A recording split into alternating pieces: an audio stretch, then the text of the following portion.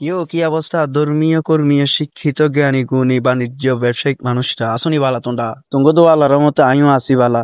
আজ জানে করে এমন একটি রাষ্ট্রের কথা খুমু ইউনাইটেড হাসানপুর রাষ্ট্রটি, যে রাষ্ট্রের এই রাস্তাটা হচ্ছে সুইজারল্যান্ডের বিশ্ব রোড, যার কারণে এখন কেউ খসা করতে চান, যেখানে বাংলা টাকা ডলারে পরিণত হয়েছে। তো এতক্ষণ ইউনাইটেড হাসানপুর রাষ্ট্রগুলো বেগুনের লোক কেনা করছে এরই মজা।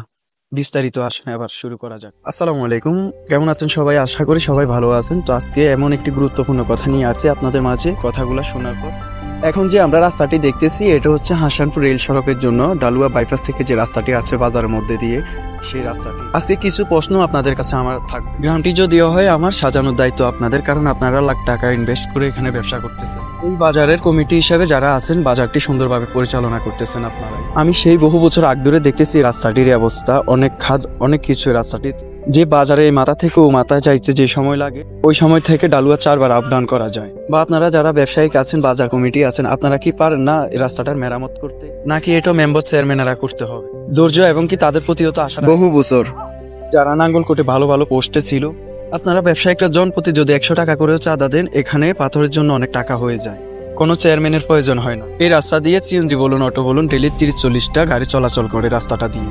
ম্যাক্সিমাম এই রাস্তা থেকে একজন ড্রাইভারের 600-700 টাকা ইনকাম পর্যন্ত হয় দৈনিক। আমরা দেখি যখন একটা ট্রেন আসে যাত্রীর জন্য অনেক লাফালাফি করে দেন আপনারা সব।